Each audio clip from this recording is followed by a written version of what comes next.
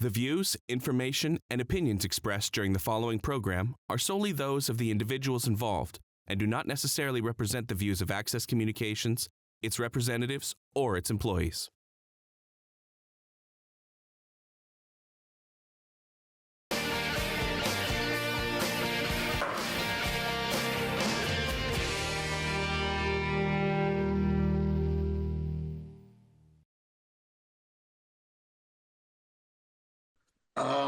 Up next, I guess presentations first. Today we were joined by the Greenwood Sustainable Infrastructure.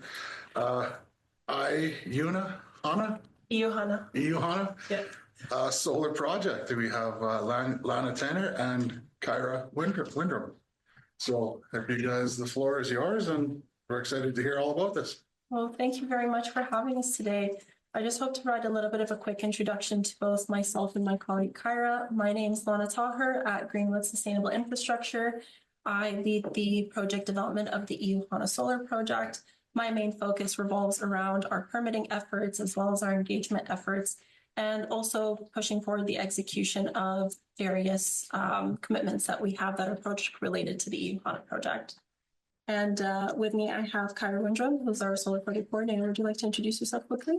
Yeah, my name's Kyra Windrum. I've been with Greenwood since August of 2024. I joined as their project coordinator with specific emphasis on the Iohana Solar Project, and I've been largely focused on the development permits and stakeholder engagement so far.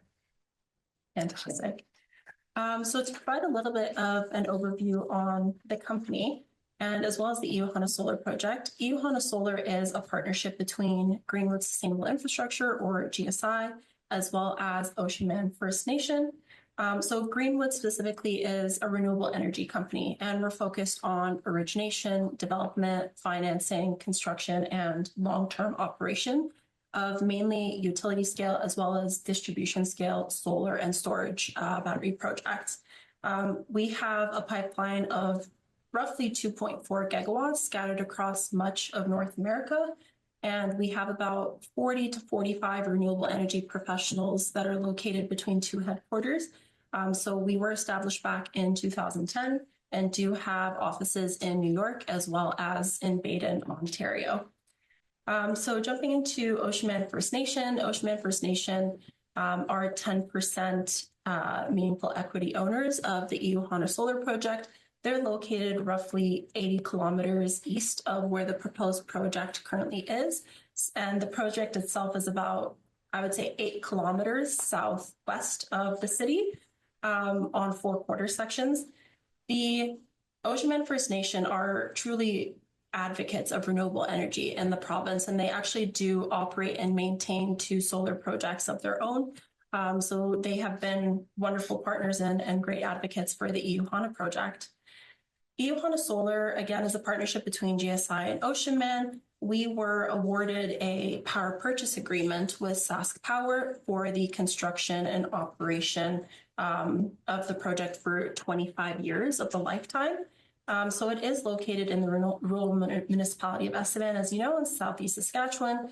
The project itself will utilize roughly 4 quarter sections, approximately 550 acres.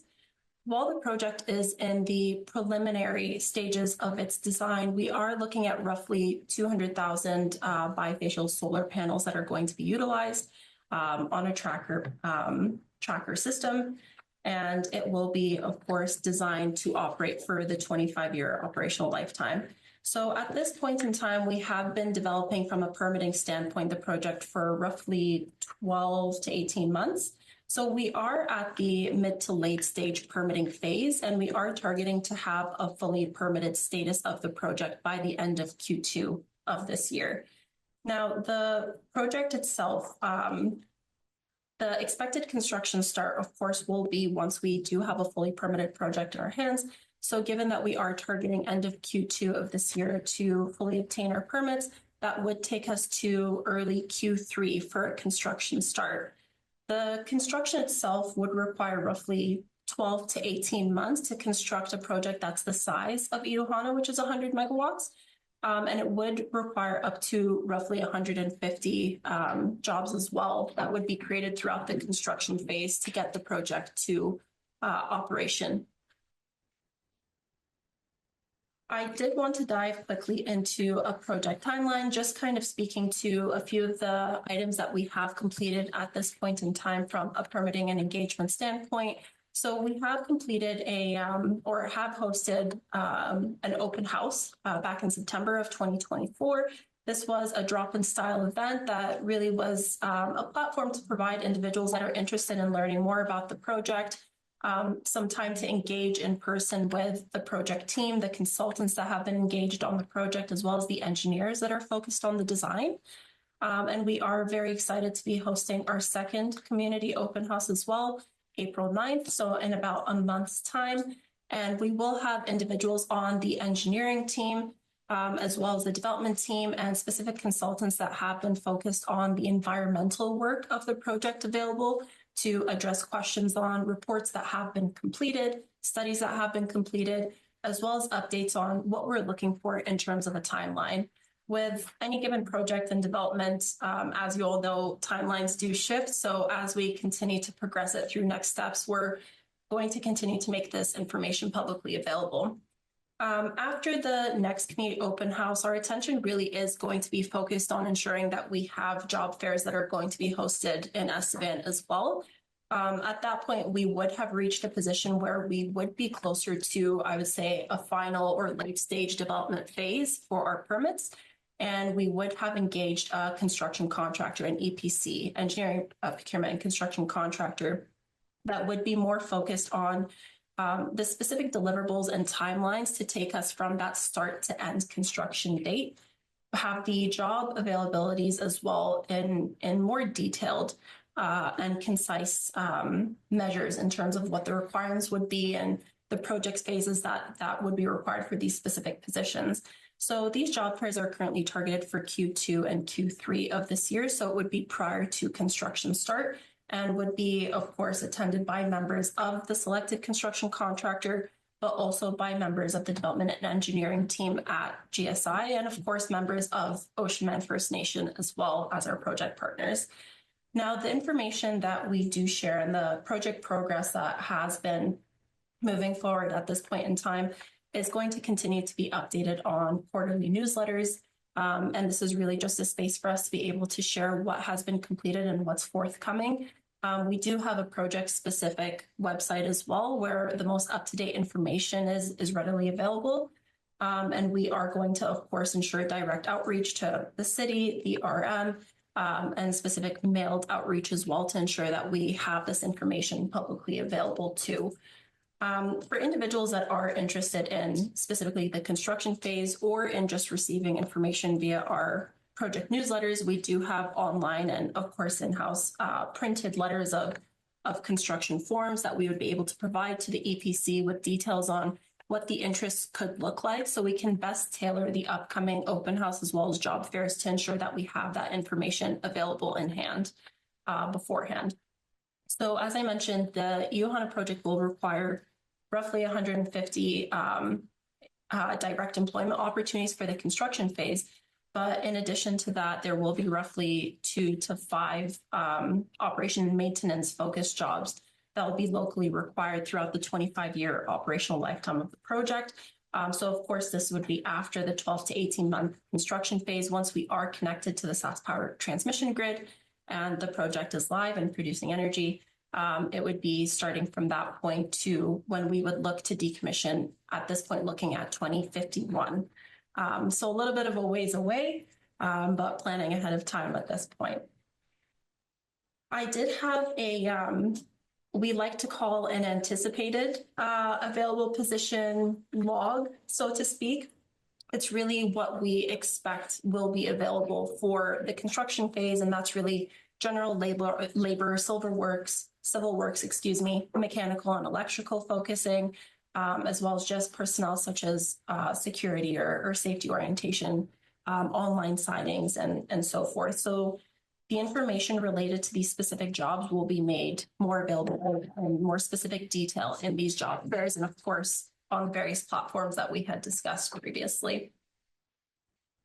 I wanted to dive in just quickly and very briefly on our project partnerships. So the project team has worked to establish local partnerships, which we hope are helping to share the benefits of the project. So we have partnered with Southeast College as well as the University of Regina in various aspects. So Southeast College is on the Estevan campus is actually where we held our first open house, and we'll be holding our second open house. They have been wonderful partners, and they're pushing forward on their Center of Sustainable Innovation that has recently been opened and launched. And we've been able to contribute and really collaborate on that. And in addition to that, with the University of Regina and both Southeast College, we've provided and are committed to providing annual scholarships for students in the hopes of reducing those funding barriers for young professionals and young academic professionals coming up in the field and wanting to learn more about renewable energy. In addition to that, with the University of Regina, we are engaging with them on bespoke research opportunities, and it will be specific on the EU HANA Solar site. More of a 5-year pre-construction and post-construction initiative to really see what it looks like in terms of impacts or not impacts for vegetation as well as wildlife on undisturbed land to a project site such as the EU HANA on a renewable energy scale.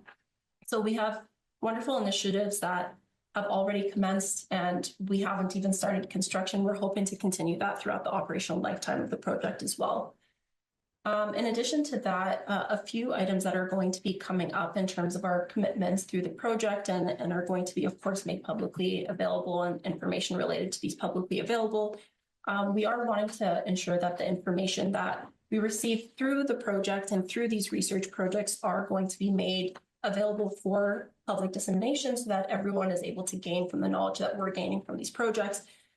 So with the construction phase of the project, we are hoping to host a site tour. We would have subject matter experts available as well, so that they would be able to engage with students, with staff, with interested stakeholders, whoever it is that would like to attend and really be a part of what it looks like to see a project of this magnitude be brought to fruition. And we are looking to continue doing that annually throughout the operational lifetime of the project as well. And we are looking to target as well having workshops available with either members of our team, members of Ocean First Nation, or again, subject matter experts that could really engage with interested youth, interested stakeholders, municipalities, whoever really is willing and wanting to learn more about the project and what we learn as we go forward. The EU HANA project at this point is the largest solar project in active development in the province. And if successfully operational, once successfully operational, it will be one of the 10 largest solar projects that are operational in the country. It is a groundbreaking project. We are continuing to learn and adapt and develop and push this project forward, and we're very excited to see what's to come. I have on my slideshow just a final page that speaks to the various ways that individuals that are interested can connect with the project team. We do have Kyra, who is local to Estevan. She does live here and is very happy to continue collaborating. Members of the team, such as myself, continue to fly in, and we'll have a variety of events that are constantly going to be available until we start construction. And we'll continue to have a presence here to ensure that everyone receives the information that they're wanting or needing at this point. So we really encourage everyone to continue to collaborate with us and engage with us. And we really encourage questions and your valuable feedback. We're ready to hear at any time. We have our quarterly newsletters. We have our EU HANA specific website, our EU HANA specific distribution sheets, our construction forms. Really any which way that you're wanting to gain that information, we are trying to get it tailored. So we really appreciate all the questions that come through. Thank you for your time. Excellent. Good stuff. Sounds like it's going to be busy for the next few years. We'll open the floor to questions. Councilor Roba. Thank you, Worship, and thank you, ladies, for coming. I actually attended the first open house. I found it very informative. And yeah, I felt it was really engaging too. So I'm actually going to come to your second one as well, because I'm a believer you have to hear things like 7 times to really comprehend and understand exactly. So I'm getting a really good grasp of with all the paper that you gave us and things to read. That was really informative. But I felt like when we went to the open house, you also had a lot of information there for people that are also seeking employment. So I would encourage all of council and anyone else that's in the community that just wants to learn about the solar project to attend your next open house. And I believe you said that was on April 9th. April 9th. And is that at the college again? Yes. Perfect. Thank you. Thank you very much. I appreciate that. Any other questions? Oh, Sir Johnson. I'd just like to mention that this is a really exciting project for Estevan and the surrounding area, and long time overdue, I feel. But it's nice to see that we have, so many different ideas that are out there nowadays, and with solar power and what can be done around that. And SAS Power is also invested in this project too, so that's great. So you have a good stakeholder there also, and it's nice to see. So thank you, ladies. I'll be at your open house in April also, and good presentation this evening. And it's something that Estevan needs, and all those workers coming to Estevan and sharing that knowledge, and it's going to be good for business. So thank you very much. Thank you. I appreciate that. Thank you. Thanks. You. Questions? Looks like you're off the hook for tonight. But yeah, again, thank you for attending tonight, sharing the information. Sounds like it's going to be a busy couple of years coming up. So Absolutely. We hope so. Absolutely. And we're readily available anytime. Please feel free to reach out. Thank you so much for having us. So yes, thank you for coming. Up next, can we have a motion to adopt the minutes of the meeting February 24th? Councilor Barova, Councilor Dubowski, all in favor? Carried. Next, original communications, delegations, and petitions. We have Mr. Turnbull with a concrete life cycle analysis presentation. The floor is yours. Just crank it on that microphone. There you go. Thank you. Appreciate the opportunity to come here and talk to you guys tonight. They were talking about alternative power methods. I'm going to talk about alternative paving methods as opposed to what's conventional around here. Just wanted to revisit the subject. I was here a couple years ago talking to the last council, and I kind of felt obligated to come and talk to this council, being it's something that's so important to the city's budget and operations. I felt I would come and say a few words about it. So I sent information. I don't know if everybody kind of read through it, highlighting a lot of the advantages and stuff like that on it, and gave a bit of a proposal on kind of location on where like a small project could be done. A place that paving looks like is needed and would be suitable given the high loads in that intersection. It was the intersection of Perkins Street and Kensington Avenue. I actually did. I looked at some more numbers on there. I mentioned we could do it for 20% over what the asphalt paving has done. We could actually go to 10%, at least for this project, just to try to showcase what it can do and have something to look at long term and see how it does, and basically just show it, get some eyes on it. Kind of almost an investment for us. It would be definitely not asking for any obligation or anything like that, but just wanted to kind of give a suggestion and proposal as part of that. A few other things I got. I wanted to highlight some of the major advantages of paving with concrete over asphalt paving. Number one in that would be longer lifespan. Obviously, concrete roads are typically last 30 to 50 years with minimal maintenance, while asphalt roads often require major rehabilitation after 15 to 20 years, which is probably the maximum if you consider the shave and paves and the resurfacing. It's shorter than that. But the longer lifespan translates to less frequent reconstruction, resurfacing costs. Another big advantage is lower long-term maintenance costs. The concrete roads generally require less maintenance compared to asphalt roads.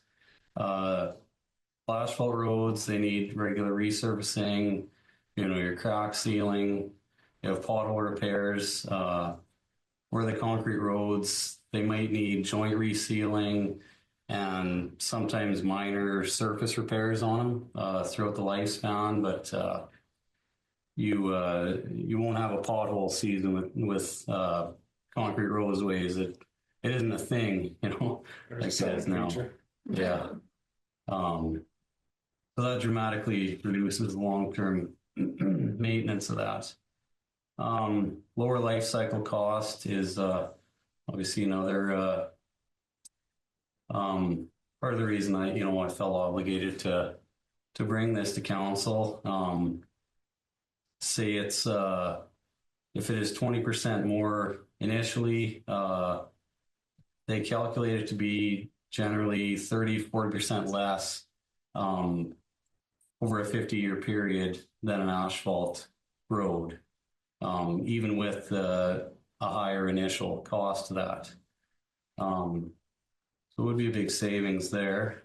You would have reduced disruption to traffic. The concrete roads just require fewer closures for maintenance repairs. So all the advantages that go with that, less disruption to business, transport, and the commuters in the city. Something maybe that might come as a surprise, it would actually be for the vehicles, you get improved fuel efficiency on concrete roadways. They have a stiffer surface. It doesn't give, and you actually have less rolling resistance in your vehicles. So actually be saving fuel. Another advantage, reflectivity and night visibility.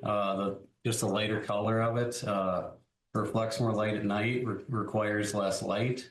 Lower cost there and just a little bit nicer. Another advantage.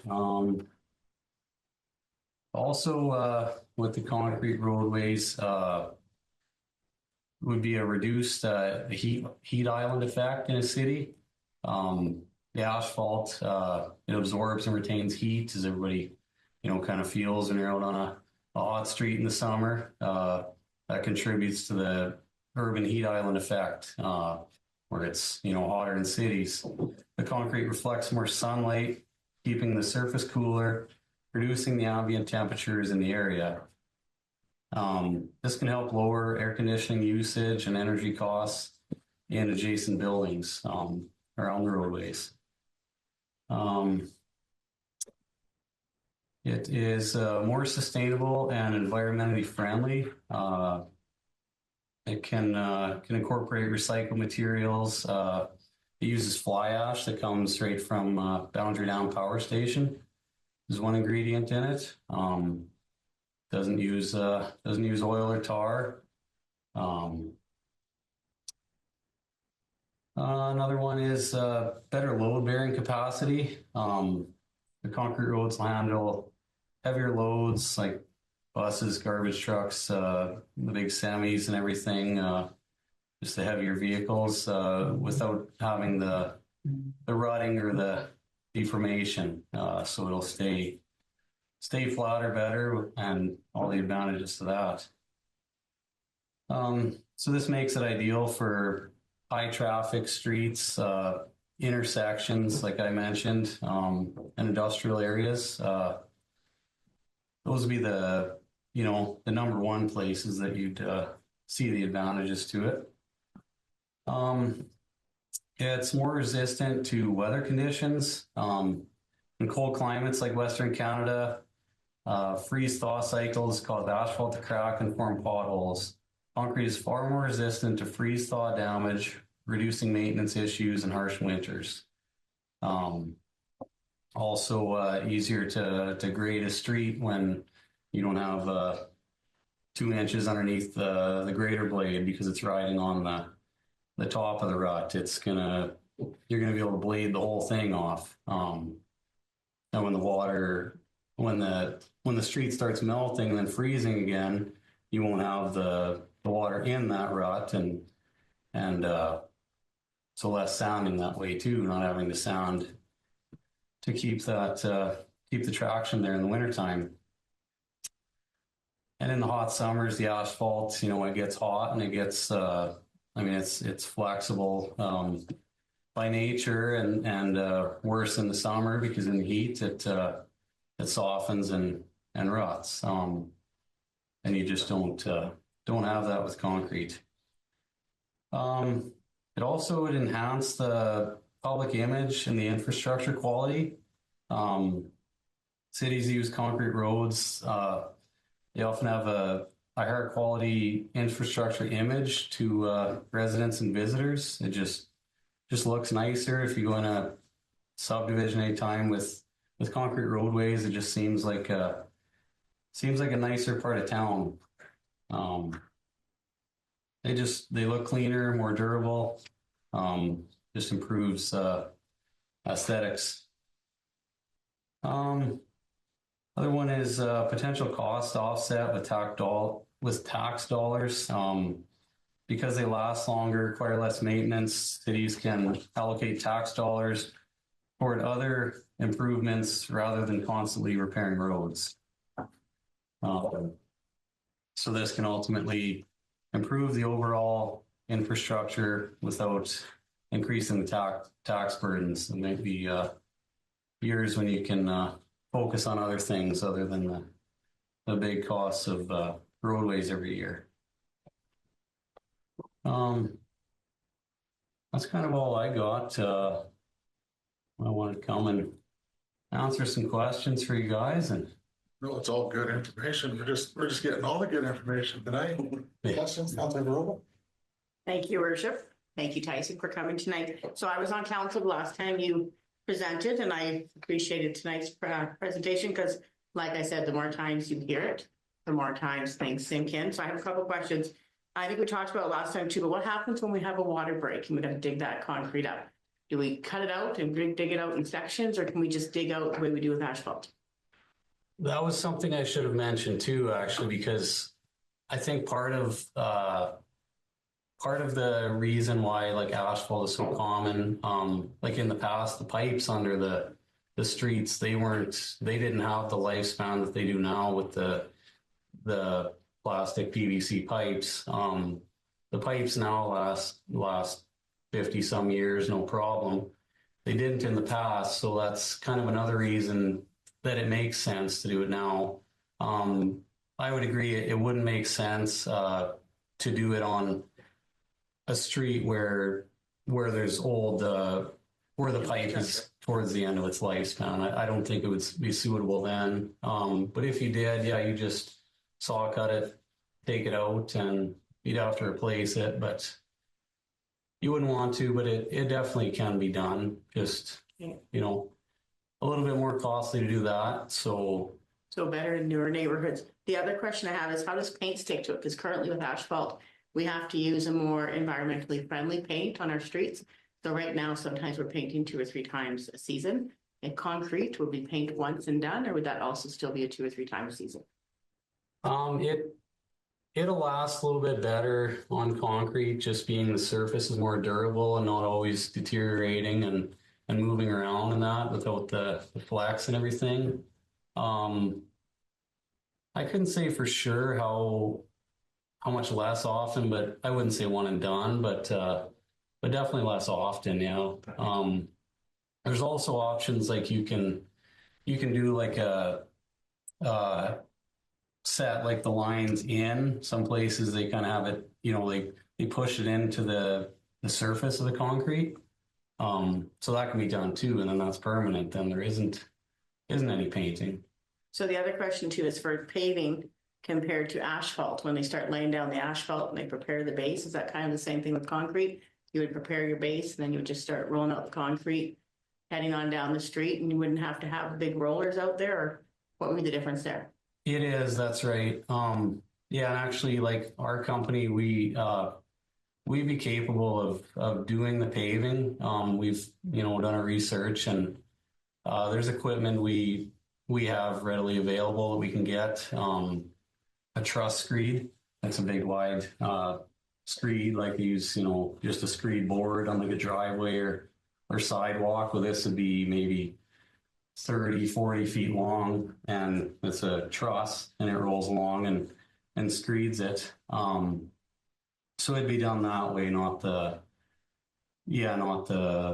rollers or anything. The base work, yeah, the same thing basically for the base work, compacting all that in. There's also a way you can say on an existing asphalt road, you can put an overlay over that with concrete. So you can use that asphalt as your base. That's also an option. The best way is just to have a complete concrete structure, but that's also an option. You could shave it down or just go on top. That's something that can be done and has been done in the past too. They've had pretty good success with that. And then also, Jeff, so when we tender right now for asphalt, we only tender for asphalt. We don't actually accept any concrete on those.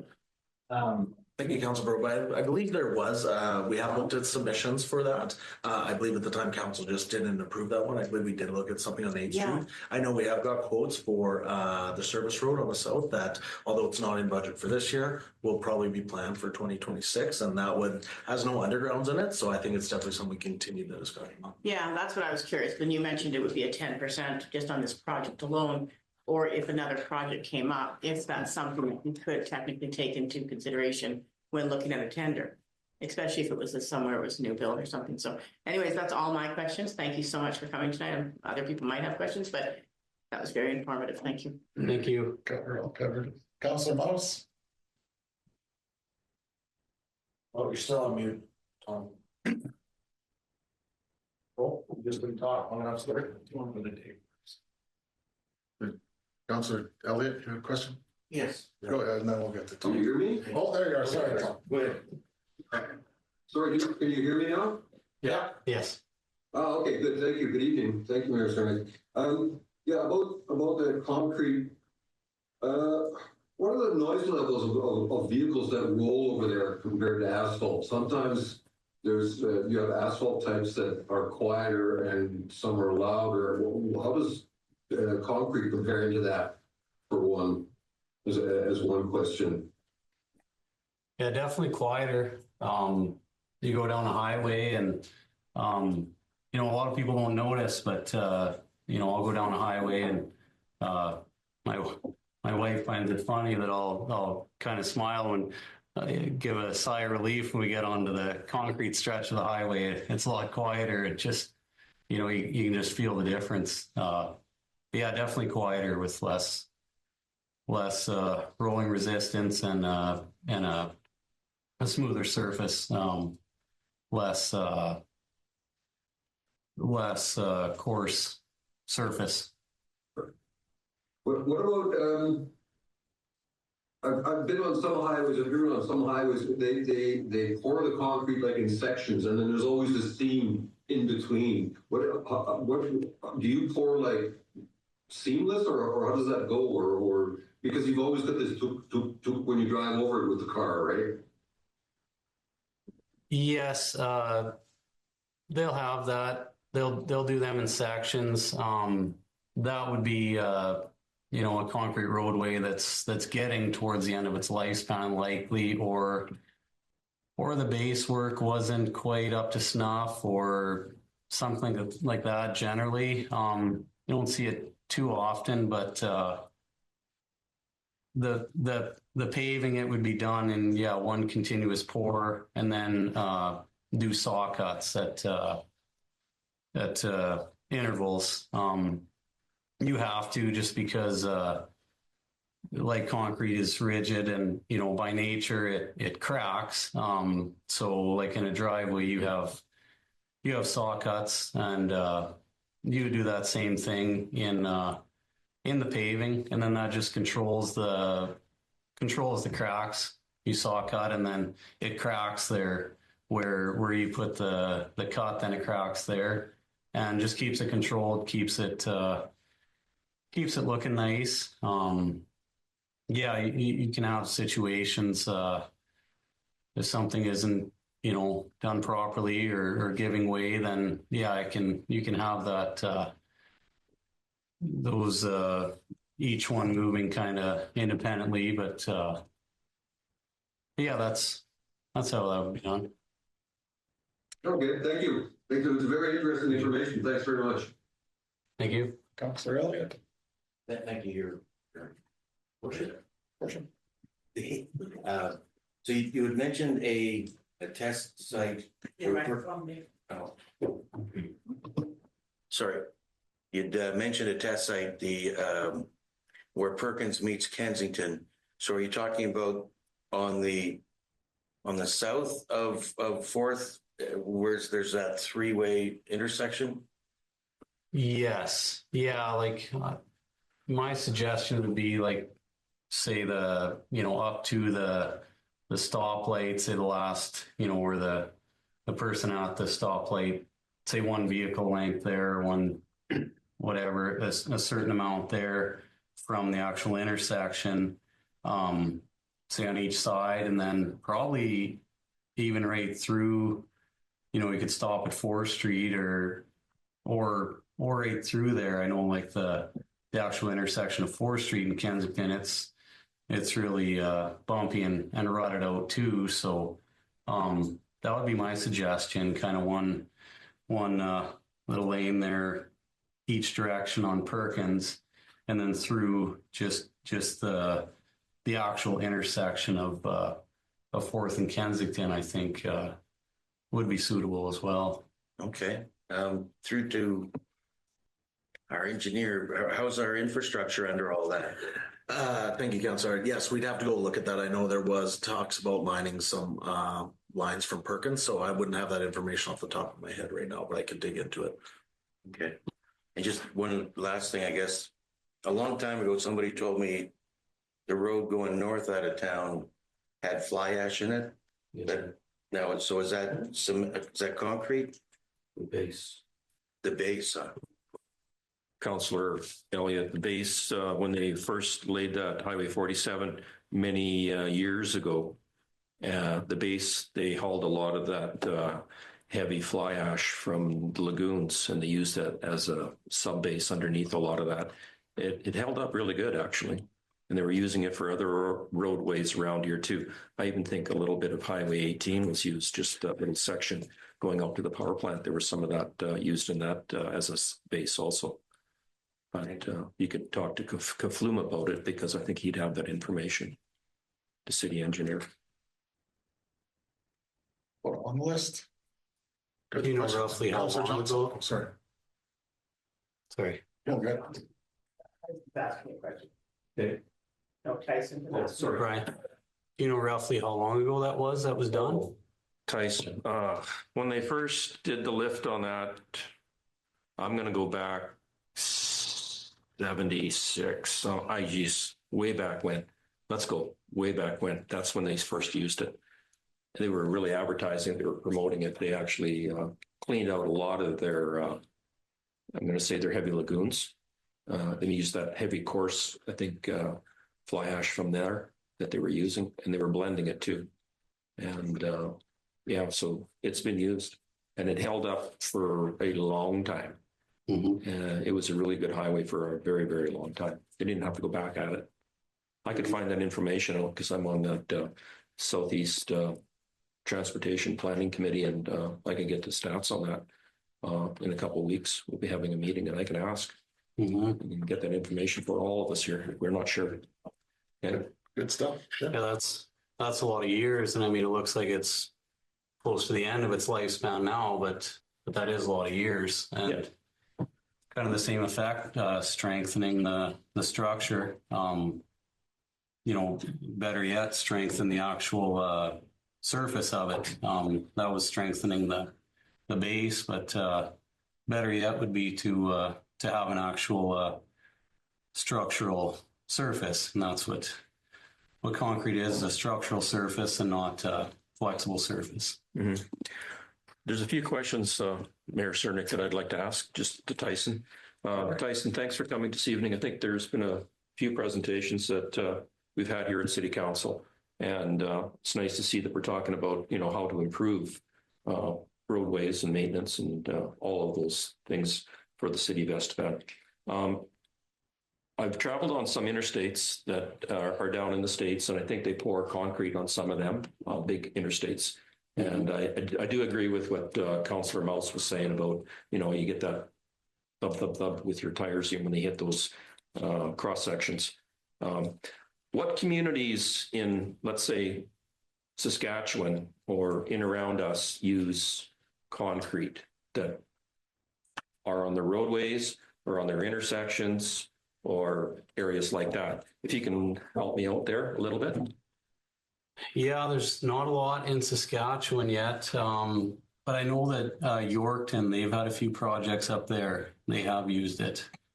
Other than that, if you go into Manitoba at all, I know Winkler and Morden, Manitoba, I've seen a lot of it there. I know Winnipeg, they do. I've only been to Winnipeg once or twice, but I've heard they do, they'll do some in concrete, some in asphalt. Not just a few, they kind of split it up between the two. Mm-hmm. Yeah, as far as around here, not a lot yet. I think it's, just been, it's easy to keep doing what we're doing, right? But Mm-hmm. That's kind of why I'm here. Another question, Tyson, I have is you mentioned sanding.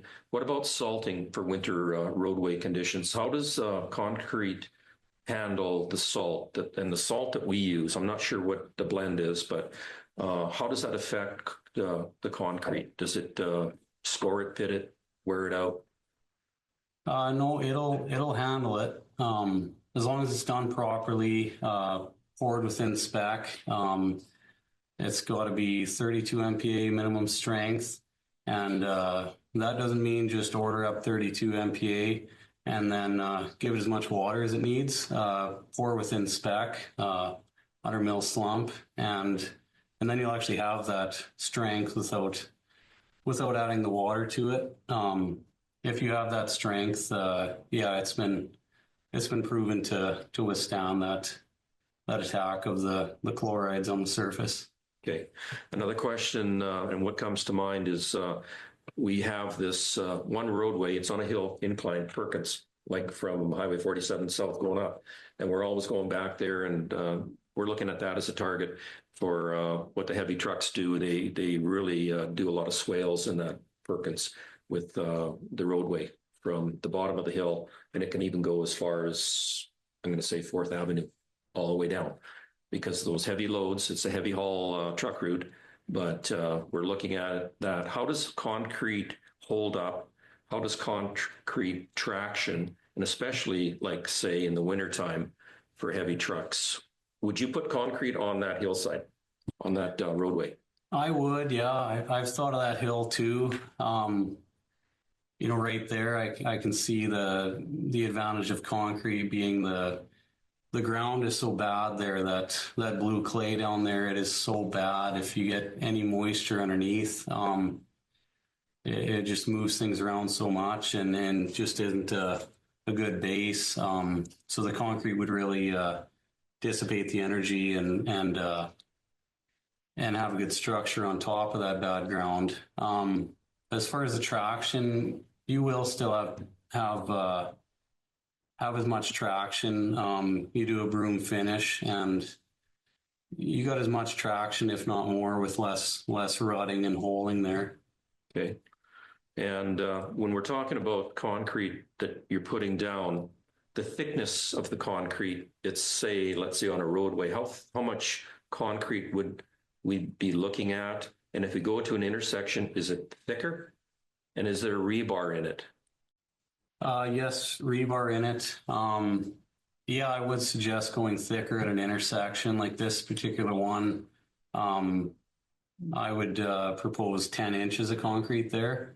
So quite thick. But you want to go that thick. You don't want it to start moving around. It's something that's going to last a long time, so you don't want it moving around. But yeah, generally, 10 inches in heavy intersections like that. Say a residential street, you could get by with 5 inches probably there would be just fine there. Like say the mall, the paving we've done at the mall has been 5.5 inches thick, 5 inches thick. It's holding up. And most of any of the parking lots that have been done in town, some of them would have just been 4 inches thick. Mm-hmm. But yeah, it kind of varies. You'd want to know kind of how much traffic and how much heavy traffic, whether it's a truck route or not. Okay. As far as how thick to go. My last question, Tyson. I'm looking on the environmental side of concrete versus asphalt. And typically when we take our asphalt up, we peel it off the road and take it in chunks down to the city yard, and then we crush it. We make it into this super blend of usable aggregate after. With concrete, are we able to cut it out and then take it down to the yard, and then are we able to crush it again, reuse it again, or where are we at? You can actually, we have our own site where we do that. We take old concrete and crush it. The old stuff with the steel rebar in it, we have to pulverize that first, separate the rebar, and then you can crush it. Unless you have a different kind of a crusher, but yeah, it's we do that too, and it makes a really nice product as well when you crush that. Okay, and is that more costly than crushing asphalt, or where are we at there with looking at crushing our waste product? That is, yeah, it's more costly if it has rebar in it. Right. It's more costly. If not, then it's the same. But yeah, if it does have steel in it, it's a bit more costly. Yeah. Okay. But still doable. And actually, we started using. I've been working on Kiflim to get this approved, but we started using fiberglass rebar in the concrete, and so that stuff, then you would be able to crush it just the same. You wouldn't have to, because it's just the steel gets in there and it just doesn't crush. But the fiberglass rebar, it's still got, it's got more strength, but it's fiberglass, so it would break in a crusher. Mm-hmm. But thanks, Tyson. Thanks for all your answers. That's all my questions. Excellent. Thank you for coming in tonight, Tyson. It was very informative and probably the most questions I've heard at a council meeting so far. So yeah, we got everything under the sun. Thank you for coming in, and we'll probably be in touch. Really appreciate it. Excellent. Thank you. Thanks. Oh, okay. Can we have a motion to accept Tyson's report? Councillor Johnson, Councillor Leeser, all in favor? Carried. Up next, we have a Strippers Hockey Club event permit and request for waive of the fees. And I have to step outside because I'm a stripper.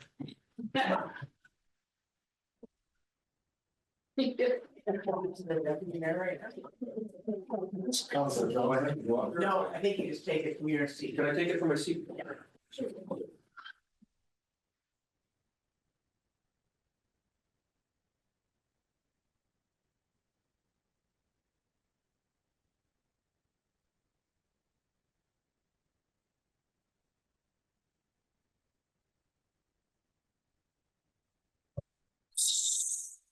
So Mayor Cernick has left the council chambers, so be noted.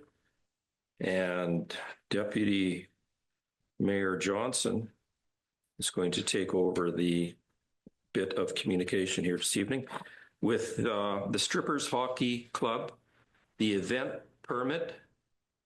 I'd like to read it out here, I guess. Hello, Mayor and City Council. the Estevan Stripper Hockey Club is hosting its 41st annual Molison Spring Bust Hockey Tournament this year.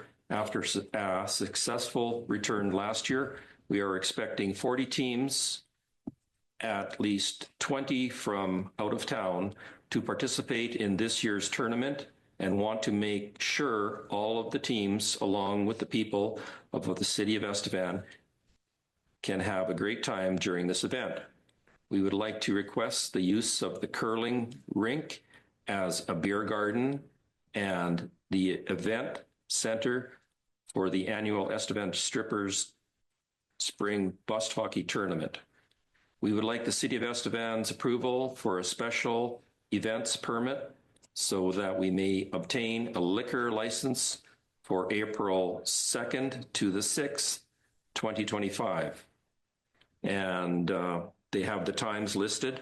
They're going to be running the liquor at the facility from 2 p.m. till 2 a.m. in the morning on April 2nd, the 3rd, and the 4th, and the 5th, and the 6th.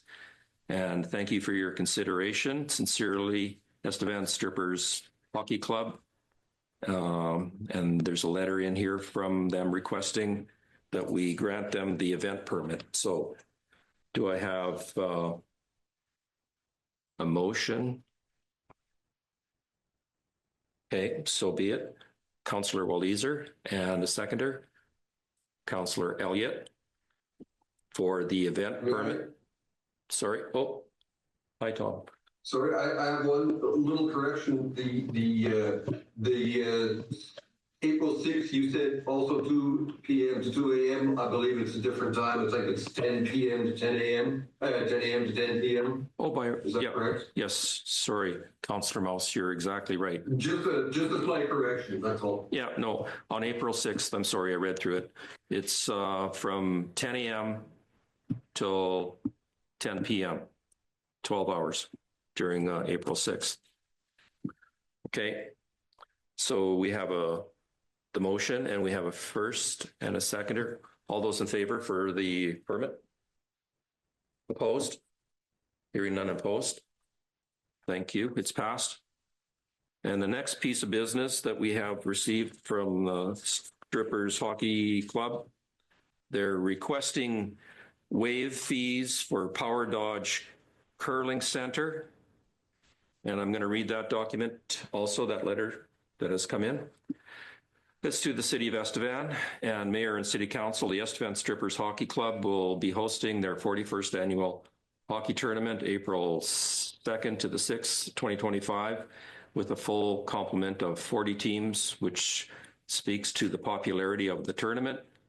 Having the maximum of 40 teams in the tournament means we have a total of 60 games. So we need 3 rinks to compete the schedule.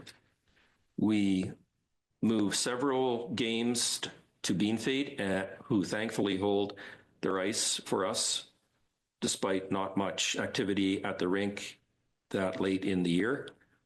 Holding a tournament of this size provides many benefits to the businesses in Estevan.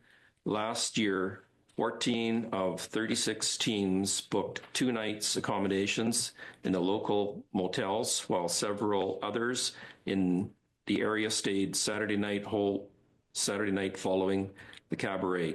This also means extra revenue for other businesses in the city. Strippers continue to make numerous donations to the area, including $2,000 annually to sponsor the Parent and Taught Skate program.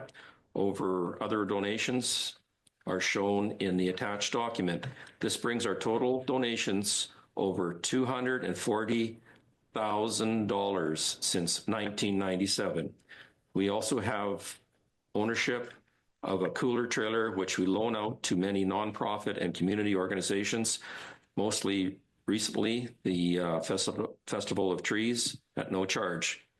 We use the Power Dodge Curling Rink Center for our beer gardens and cabarets, and we provide free rides home Thursday through till Saturday with the help of the Baker Hughes Oil Company. We also hire professional security, which costs us up to $6,000 for the 2 cabarets, which this year will feature a DJ for Friday night event and a live band for Saturday's event. Last year, our rental for ice at Affinity Place and Power Dodge Arena was just over $12,100, while the Bean Fade ice cost us close to $4,000. This year, we anticipate the total cost to be over $17,000, as we are expecting 40 teams for our 41st annual anniversary tournament. We are sending this letter once again to request the City of Estevan to waive the rental fee for the Power Dodge Curling Center, since there would be no other use of this facility during this time period. We feel the cost to the city would be very minimal. We thank you for your consideration for these requests. Sincerely, Strippers Hockey Club. So can I get a motion to from council to they're requesting the waive the fees for the Power Dodge Curling Center? So moved. Another motion question. Oh, okay. We've got the letter on what's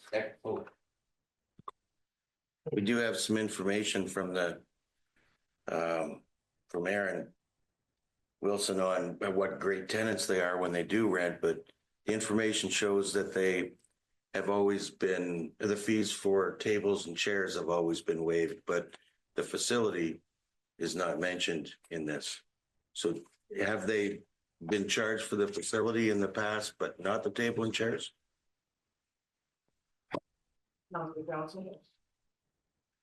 Deputy Mayor can announce that we've actually always waived the fees for the strippers as well, due to the fact all the money that they're giving or raising is given back to the community. So in the past, we have actually waived the fees.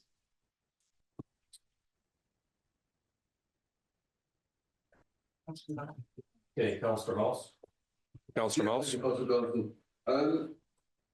The way I understand it, they use the curling rink as a beer garden, etc. So they are then responsible for all the cleanup and all of the sort of backup after the tournament, and we have no costs that are incurred that way, right?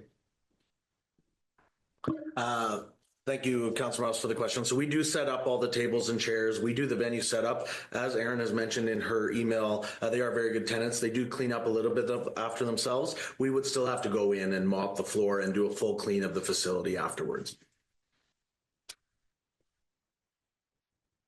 Any further questions of council for I will make the motion that we waive the fees as per the recommendation from Aaron Wilson. Okay, so there's one motion. I need a seconder for the motion. Councillor Mouse, we have a seconder for the motion. Thank you. All those in favor for waiving the fees? Opposed? So noted, one opposed. So it's passed. And I guess we can invite Mayor Cernick back in. Thank you, Council.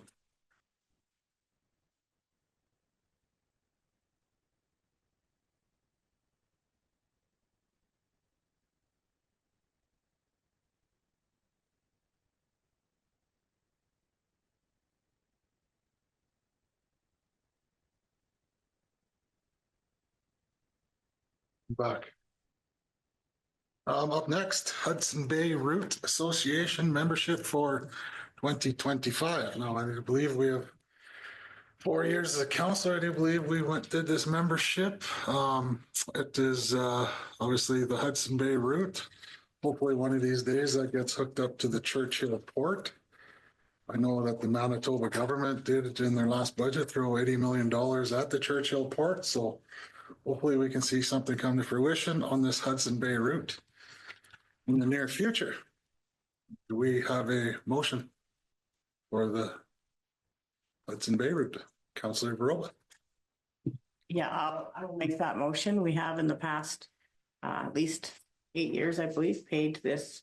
And I think it's a good, especially with everything changing in the world and how we may need another route to get through.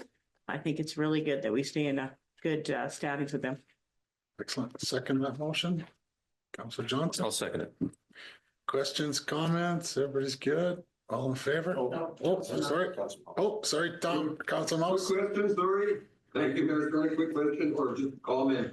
I noted it was yesterday or today in the news that fertilizer company from Saskatchewan is actually hooked up to them again to use that route to get out through via Churchill. So it is very interesting for us just to be informed and part of this, a member of this group.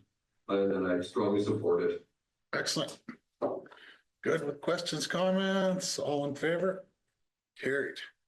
Up next, we have written reports of committee, Sewers Valley Museum minutes of February 26, 2025. Do we have a motion to accept these? Councillor Elliott, second by Councillor Dubowski. Questions, comments about the museum? Seeing none, all in favor? Carried. Creighton Lodge meeting minutes of January 15th. We have a motion to accept those. Councillor Johnson. Seconded by Councillor Elliott. Questions, comments? All in favor? Carried. Executive reports. City manager, land development lots for sale. Thank you, Worship. So this was brought up at the last council meeting just to get kind of a summary of some of the residential and commercial lots that are available for sale. I know this is coming up at the Economic Development Board as well, and I believe we actually have invited the realtors to come meet with the Economic Development Board on Wednesday just to get them involved in knowing what the lots. So nothing really to decide here. It's mainly just to accept and file for the information that was requested at the last meeting. Excellent. Do we have a motion to accept? Councillor Garoba, seconded by Councillor Dubowski. Questions, comments? Seeing none. All in favor? Carried. We have the report. Tax assessor consent to acquire title. We have a motion to accept consent. Councillor Valizer, seconded by Councillor Dubowski. Questions, comments? Seeing none. Oh, Councillor Garoba. I think this is too important of a topic to not have some sort of discussion on. Basically, these are properties that have not paid their taxes. There has been much effort gone towards trying to get the taxes paid. And so now what happens is these 8 different titles, some of them have multiple properties within it. These are now going to where the city will take ownership of them, and then we will sell these properties. I noticed the city of Regina is going to auction. Do we go to auction or do we go through a realtor? Thank you, Councillor Verba. So a couple comments there. So just to expand that, yes, this is years of us trying to collect these taxes. Also, it has to be forwarded to the Saskatchewan Municipal Board, and they tried to touch base and make payment arrangements with any of these individuals. So it's went through that whole process. We can now take title, and our process here is that we go out to tender. So they'll be publicly advertised for tender process. And do we know if anyone is currently living in these properties, or are they all empty at the moment? These properties are all empty at the moment. From my understanding. Okay, so no, sorry, I know I sprung that question on you. I just was thinking of whether or not we had to go through the whole process of emptying the property prior to selling it. So yeah, I just wanted to say, like, this doesn't take, I don't take this lightly when we have to take a property over, but it definitely is a much needed thing when we've done everything we can to try and encourage people to pay their taxes or somehow work out a payment plan of some kind. So yeah, I definitely would make the motion that we proceed. If we haven't, do we have a motion already on the floor? Yeah, We do, so that was just my comment. That's right. Yep, no, excellent. got lost. Councillor Mouse. Yes, thank you, Mayor Sperling. I just have one question. I noticed in that the way we have to publicize it goes through newspaper. What are we doing that way around? How do we publicize it so we don't have any legal ramifications? City Clerk. Your worship, to Councillor Mouse. So we've put a policy together that was passed in January. So now it goes into the Gazette, it goes onto our website, it goes on to the 2 bulletin boards at Leisure Services and here at City Hall. And if needed, we can use A-frame signboards. And I do believe this will satisfy sort of the legal ramifications or whatever, since we don't have a newspaper, right? That is correct. That's why we actually put it into the Saskatchewan Gazette, and our lead times are way longer now. So we can't just move things over in 2 weeks. It has to be longer. So that is part of the process now. Okay, thank you. I didn't see anything in SUMA, but I'm guessing this is going to be a topic in the future where the world is digital. So this should be able to be digital where currently it is not. So not much options there. So hopefully we'll see that in the future. Oh, we need all in focus. Councillor Dubowski. Thank you, Your Worship. I just had a quick question. Would these all be, if this is something we can answer, would these all be residential or does this include industrial or some sort of other commercial? Yeah, thank you, Councillor Dwelski. This does include residential and commercial. Excellent. Okay. Questions are all good. Okay. All in favor? Carried. Up next, tax assessor again. We have a request for a time extension and a payment plan. Property owner is looking for city council to hold off issuing consent to take the title and has proposed a payment plan offering to pay $1,000 a month starting in April of 2025 until taxes are paid in full. This payment plan will allow for the heirs to be paid in full within a 2-year time frame. Default in payments would result in reissuing the 30-day notice. So the recommendation in the program here is to accept the property's owner's proposal to pay $1,000 a month with everything to be paid up by December 31st, 2026. Do we have a motion to accept this? Councillor Verova. I'll make the motion and I have comments after. Okay, seconded by Councillor Elliott. Questions or comments? Councillor Verova. Thank you, Worship. I think it's very good that this gentleman took the initiative to come forward with a letter. I think possibly people who can have a hard time paying their taxes, preferred way, there still is fees and what is the word I'm looking, interest, that's penalties that are put on here. And so you want to make sure your taxes are paid in full every year, annually if possible, because then you don't pay the penalties and fees. However, this gentleman did write a very detailed letter stating why he needed the extra extension. Hopefully he can fulfill that obligation that he's setting out, because then it would be reissued another 30-day notice. And that's not something we want to see anybody do, is lose their home. So he's got a big task in front of him and hopefully he can do that.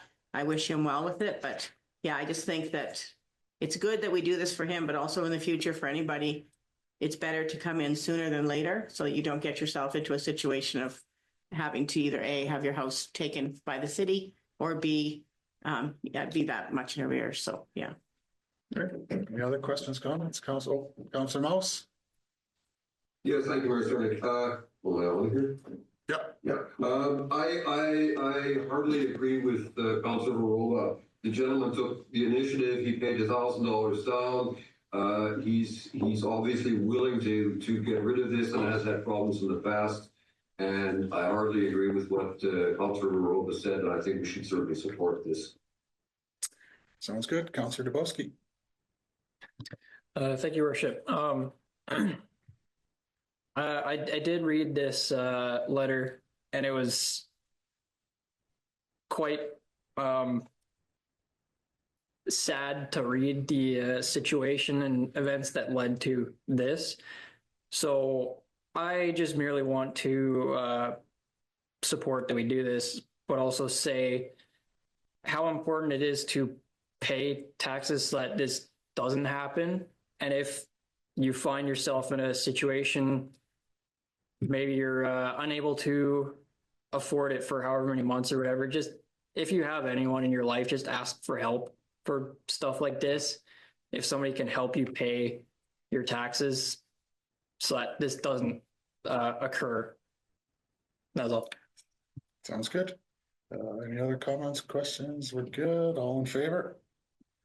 Carried. Up next, Water Services Manager, Water Quality Report for February 2025. We have a motion to accept the water report. Councillor Dubowski. Second by Councillor Johnson. Questions, comments? All in favor? Carried. Oh, up there. Next, building permit report for February 2025. Motion to accept the building report. Councillor Walizer. Councillor Dubowski seconded. Questions, comments? All in favor? Carried. Up next, we have an application for proclamation of National Cerebral Palsy Awareness. Councillor Belizer, I will declare a conflict as it is my son making the request. accept.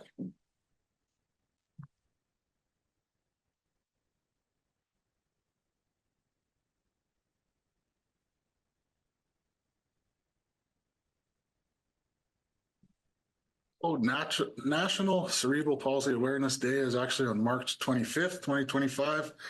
March is Cerebral Palsy Awareness Month. Go green for cerebral palsy awareness.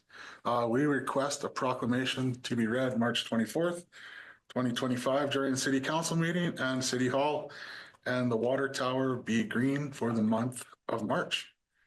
Do we have a motion to accept this proclamation? Councillor Elliott? I'll make the motion to go along with this and make it a part of our annual plan with the lights. Seconded by Councillor Dabowski. Questions, comments? Councillor Dabowski. Thank you, Your Worship. I just had a quick question where it says proclamation flag information, and it says proclamation type. And there's a check mark on day and month. What does that mean? Is it going to be for the day or the month, or like how? I think they're just looking for the water tower to be green for the month, but then an actual, the 25th is the actual awareness day, but we have council on the 24th, so just a reading on the 24th, and the monthly would be the water towers. Okay, thanks. Councilor Verba. Thank you, Worship. For anyone that has ever met Micah, they would know that he's a very wise, beyond his years, young gentleman. I think it's very important to him that we support this, so I think it's a great idea.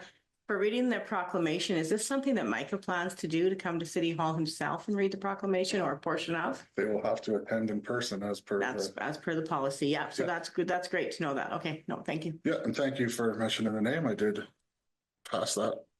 Didn't get that in there, so we had a seconder. Everybody all in favor? Carried. Tom got up there. We will see them on the 24th. Up next. Oh.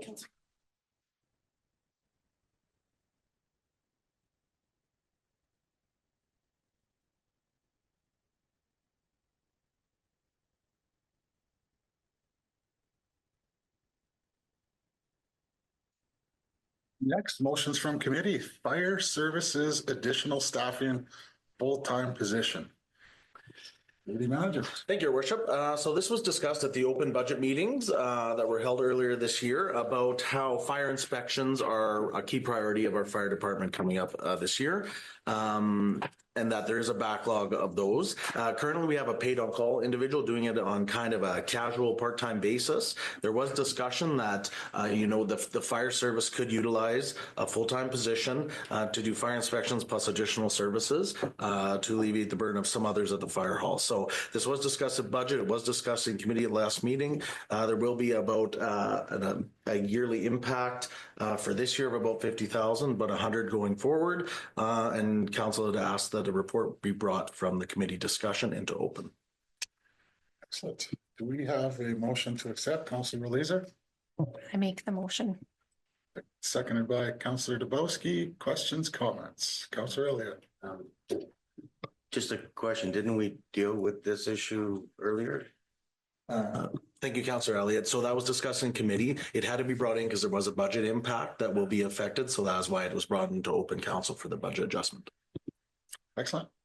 Seeing no more questions, comments, all in favor? Carried. Oh, right. He just has a 2-second delay there. Consideration of bylaws. Bylaw 2025-2089, the unclaimed personal property. The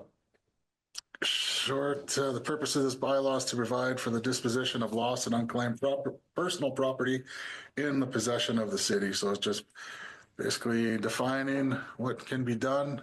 Obviously, we want people to have their personal properties first and foremost, but just gives us a guideline and rules to go by. So do we have a motion to accept? Councillor Verba, seconded by Councillor Johnson. We can question comment now, can we not? Questions, comments? Councillor Verba? So this bylaw comes into play with these properties also that we are about to take ownership of. Anything that's currently in those properties, I'm assuming if the owner got everything out today, the city hasn't actually taken title, right? But anything that's in there the day that the city takes title, no? Okay.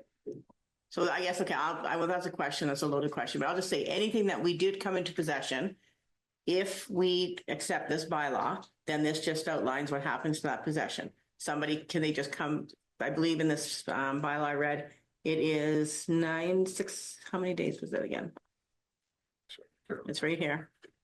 90 days. I was going to say 60, but it's 90 days that they shall retain all unclaimed personal property as possession for 90 days, except in section 6, which is perishable items. They'll be disposed of immediately. So just that's really important to me that people understand that if the city takes ownership of property or has your property in its possession, you only have those 90 days to come back. And after 90 days, it's disposed of or gotten rid of. So yeah, it's an important bylaw. So if anybody doesn't understand that, they need to educate themselves on that bylaw. Excellent. We had a seconder, did we not? Yes. Okay, any other questions, comments? Seeing none, all in favor? Carried. And one more time, can we have a third reading for this bylaw? Who will make that motion? Councillor Elliott, Councillor Walliser, seconded by. Questions, comments, I think are done. All in favor? Carried. Inquiries. Councillor Verba. Thank you, Your Worship. I have none this evening. Sir Elliott. City Treasurer. Thank you, Your Worship. City Assistant. Nothing, Your Worship. Councillor Dabowski. Thank you, Worship. I just had a quick personal one, which I experienced last week while walking to Canadian Tire.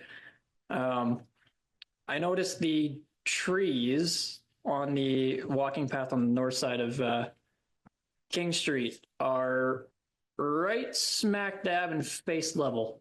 Some of the branches. So that's just something I noticed. Maybe those can get pruned or trimmed or something in the upcoming year. Just something I noticed. Excellent. Add that to the list. Thank you, Your Worship, Councillor Bobski. Yes, he did send me a quick note on it. It has been sent to the Parks Manager, and when they get into their tree trimming phase, it will be on the list. Excellent. You good? Councillor Dabowski? Good? Councillor Johnson? Just one question to the city manager. With pothole season starting, have we begun doing any pothole patching in the city as of yet, or are we just taking note of them? Thank you, Councillor Johnson. No, I don't believe the asphalt plant is up and running yet. We kind of wait for Genco to do that. I will get a timeline for you, but I know our crew has not started that of yet. So if there is any areas to note, please forward them off to me and I will put them on the list for Public Works Division. Because I know we've all received a letter in our email package from one of the local residents of the city, and he was expressing a lot of avenues that are in poor condition. And a lot of the avenues are over in the hillside area, it seems to be. So I'm not sure, I haven't driven them, but a lot of the avenues over there, we didn't repair back in the day when we did the water main upgrades on Edward Street, Albert Street, Isabel, going all over that water main upgrade. The avenues were left alone. They were the haul roads, basically for hauling all the heavy asphalt in and out and all the granular in and out. So they really got punched out. Those avenues were used heavily for heavy equipment hauls and stuff like that. So they're probably, as we talked about earlier with Tyson, asphalt doesn't last forever, and it's probably seen its day. So thanks for that citizen for sending in that, I'm going to say letter or that correspondence to us and bringing our attention to it. But thank you very much. Thanks, City Manager. Yeah, absolutely. It's good that there are citizens that care that much to actually write email and letter and pass that information along. Councillor Walliser. Thank you. I wanted to take a moment to thank the grade 3-4 class at Westview. Their teacher, Miss Wright, had invited me to discuss with the students what we do at the local level and how that compares to what they're studying in their curriculum at the provincial and federal level. The children came prepared with lots of good questions, and it was a lot of fun to answer their enthusiastic inquiries. I also wanted to draw everyone's attention to the next Coffee with Council date, which is March 21st. It's going to be from 9 until 11 a.m. at the Southeast Tech Hub, and it's an opportunity for the community to come ask questions, meet with council, and we are looking at talking about the hillside pool upgrades being made this year. Excellent.